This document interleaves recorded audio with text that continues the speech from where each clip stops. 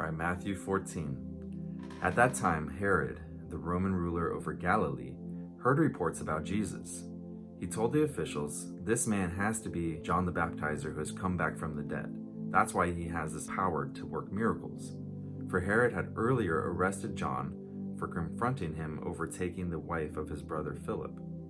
He had John thrown in prison and placed in chains because John had reportedly said to him, "It's not legal or proper for you to be married to Herodias, your sister-in-law." So Herod wanted John dead, but he was afraid of the crowds who flocked to John because they considered him to be a prophet. During Herod's birthday celebration, the daughter of Herodias danced before Herod and all his distinguished guests, which greatly pleased the king. So he said to her in front of them all, "I give you my oath. Ask of me anything you wish, and it will be yours." Because she had been instructed by her mother, she said, "I want the head of John the Baptizer here on a platter."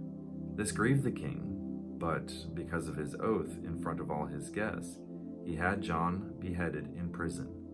They brought in his head and displayed it to her on a platter, and then she had it shown to her mother. John's disciples went into the prison and carried away his body and buried it. Then they left to find Jesus and tell him what had happened. On hearing this, Jesus slipped away privately by boat to be alone. But when the crowds discovered he had sailed away, they emerged from all the nearby towns and followed him on foot. So when Jesus landed, he had a huge crowd waiting for him. Seeing so many people, his heart was deeply moved with compassion toward them. So he healed all the sick who were in the crowd. Later that afternoon, the disciples came back to Jesus and said, "It's going to be dark soon and the people are hungry, but there's nothing to eat here in this desolate place. You should send the crowds away to the nearby villages to buy themselves some food." "They don't need to leave," Jesus responded. "You can give them something to eat." But they answered, "But all we have is 5 barley loaves and 2 fish." "Let me have them," Jesus replied. Then he had everyone sit down on the grass as he took the 5 loaves and the 2 fish. He looked up into heaven and gave thanks to God. He broke the bread into pieces. He then gave it to his disciples, who in turn gave it to the crowds. And everyone ate until they were satisfied, for the food was multiplied in front of their eyes. They picked up the leftovers and filled up 12 baskets full. There were about 5,000 men who were fed, in addition to many women and children. As soon as the people were fed, Jesus told his disciples to get into their boat and to go to the other side of the lake while he stayed behind to dismiss the people.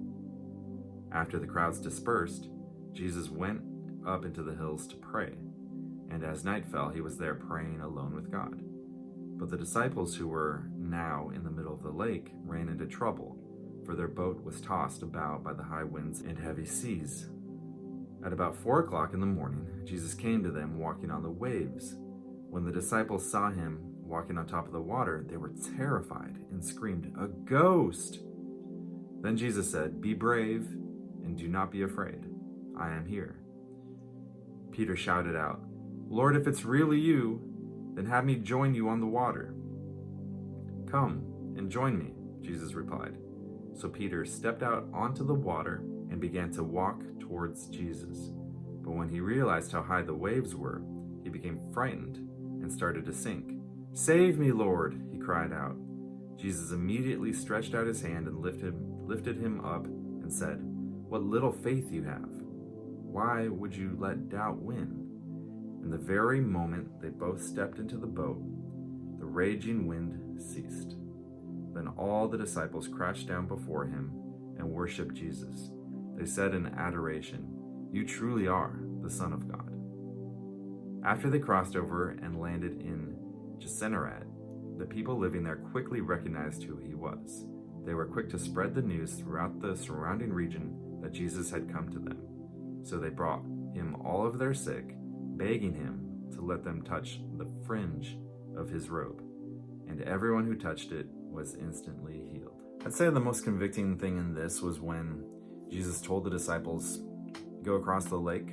I'm going to stay here and dismiss the crowd." And then he went on to pray and just be with God. And it's like Jesus was so on mission. He was so on point with God.